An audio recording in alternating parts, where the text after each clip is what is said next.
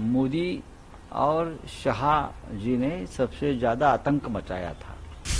जो हमारे साथ नहीं है उनको प्रताड़ित करो। प्रभु श्री राम भी उनको नहीं बचा पाया। जहां राम जी का स्थान रहा उस सभी जगह पे बीजेपी हार गई। महाराष्ट्र की राजनीति में गंदगी फैलाने का काम देवेंद्र फडणवीस जी ने किया है। ये सरकार की उम्र लंबी नहीं है। मोदी जी खुद 75 साल के हो गए। तीसरी बार हो जाने दो, तीसरी कसम लेने दो, चौथी कसम हम देख लेंगे। महाराष्ट्र, उत्तर प्रदेश, पश्चिम बंगाल ऐसे स्टेट्स है जहां मोदी और शाह जी ने सबसे ज्यादा आतंक मचाया था, बहुत बड़ा आतंक मचाया था। महाराष्ट्र में तो सबसे ज्यादा सबको परेशान किया। सत्ता जो होती है वो देश और जनता की सेवा और विकास के लिए होती है। यहाँ डेमोक्रेसी है, लोकतंत्र है। लोकतंत्र में अपने विरोधियों को भी महत्व दिया जाता है। ये इस देश की राजनीति की सभ्यता है, परंपरा है। लेकिन मोदी और शाह जी ने एक नई परंपरा शुरू की। जो हमारे साथ नहीं है उनको प्रताड़ित करो, उनको जेल में डालो। महाराष्ट्र में और पश्चिम बंगाल में, उत्तर प्रदेश में ये हुआ तो वहां की जनता ने उनको सबक सिखाया। प्रभु श्री राम भी उनको नहीं बचा पाया। जहां जहां प्रभु श्री राम जी का वास्तव्य रहा, चाहे वो अयोध्या हो, चित्रकूट हो, रामेश्वरम हो, महाराष्ट्र में रामटेक है जहां प्रभु श्री राम का वास्तव्य रहा, नासिक पंचवटी जहां प्रभु श्री राम वनवास के समय वहां रहते थे, ये सभी जगह पे जहां राम जी का स्थान रहा उस सभी जगह पे बीजेपी हार गई। सभी जगह काशी में प्रधानमंत्री नरेंद्र मोदी जी हारते हारते बच गए। इतनी कटुता से हम कभी बात नहीं करते, यह हमारी परंपरा नहीं है, हमारे स्टेट की, महाराष्ट्र की। लेकिन महाराष्ट्र की राजनीति में गंदगी फैलाने का काम देवेंद्र फडणवीस जी ने किया है। ये हमारी महाराष्ट्र की परंपरा, संस्कार कभी नहीं था। हमेशा हमने सत्ता आती है, सत्ता चली जाती है, लेकिन हम नेता हो, कार्यकर्ता हो, हमेशा एक दूसरे के साथ बहुत ही मधुर रिश्ते रखते थे।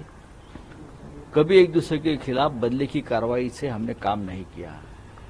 किसी नेता या पार्टी के खिलाफ यंत्रणा, सिस्टम का दुरुपयोग नहीं किया। लेकिन ये शुरुआत देवेंद्र फडणवीस जी ने महाराष्ट्र में की है और इसीलिए उनकी पार्टी जमीन पर आई है। अब मैं मानता हूं चुनाव हो गया है, चुनाव खत्म हो गया है तो हम सब भूल गए। वो चुनकर आए हैं, लोगों ने उनको वोट दिए हैं, वो महाविकास अघाड़ी में रहेंगे। सर ऐसी भी चर्चा है कि उद्धव जी को वापस एनडीए में लाने की कोशिश की जाएगी, उद्धव जी को, ऐसी भी चर्चाएं हैं सर। ये गलत है, अफवाह है। अगर कोई ये इस प्रकार का सोच लेकर अफवाह फैलाता है तो मैं इतना ही कहूंगा, अगर हमारे मन में ये विचार आता है तो ये जनता के साथ द्रोह होगा, गद्दारी होगी, बेईमानी होगी। हमें कभी नहीं करेंगे। इंडिया गेट में कोशिश कर रहा है सर सरकार के लिए आपने कहा है कि सरकार भले ही वो बना ले लेकिन बहुत लंबी नहीं चलेगी। सरकार नहीं चलेगी। ये सरकार की उम्र लंबी नहीं है। मोदी जी खुद 75 साल के हो गए। इतना मैं कहूंगा। इंडिया में कोशिश करेगा सर। आप लोग बातचीत अभी जारी रखोगी जेडीयू के साथ या टीडीपी के साथ? देखिए, साल मिलेगी।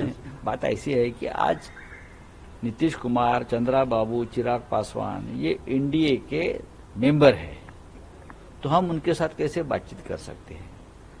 लेकिन चाहे नीतीश कुमार जी हो, चाहे चंद्रा बाबू हो, ये सबके दोस्त है, सबके प्यारे हैं। यही लोगों ने सबसे ज्यादा बीजेपी के साथ संघर्ष किया है। यही लोगों ने सबसे ज्यादा अमित शाह और नरेंद्र मोदी जी की तानाशाही के खिलाफ आवाज उठाई है। तो उनके डीएनए में डेमोक्रेसी है और रहेगी, और समय आते आपको पता चलेगा। तो सरकार बनाने की कोशिश कर रहे हैं। संजय तो सिंह सरकार और राघव चड्ढा आपसे मुलाकात की है, क्या उसके बाद अभिषेक बनर्जी से मिलने भी गए हैं।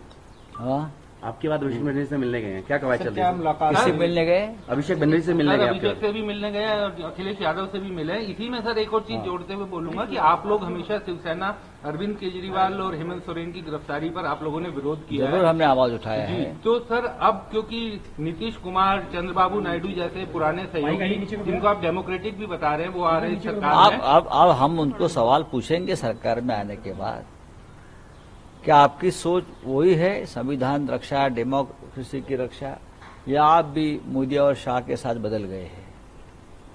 इस देश के 2 चुने हुए मुख्यमंत्री को जिस तरह से जेल में डाला है, हमारे जैसे सांसद हो और कोई मंत्री है, सबको जेल में डालकर आप राज करना चाहते हो, क्या ये आपको मंजूर है? ये सवाल तो हम उनको पूछेंगे।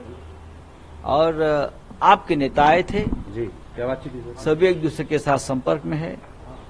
अभी वो गए हैं तृणमूल कांग्रेस के नेता से मिलने। आज शाम को तृणमूल कांग्रेस के नेता उद्धव ठाकरे साहब को मिलने मुंबई में आ रहे हैं।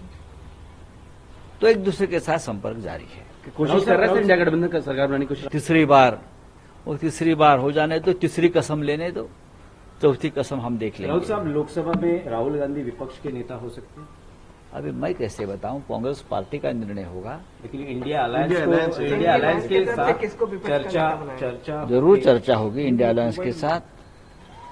राहुल गांधी जी को मैंने बार बार कहा है कि नेतृत्व करना चाहिए। वो जनता देश के नेता बन गए हैं, तो संसद में भी इंडिया का नेतृत्व राहुल जी ने करना चाहिए। अच्छा।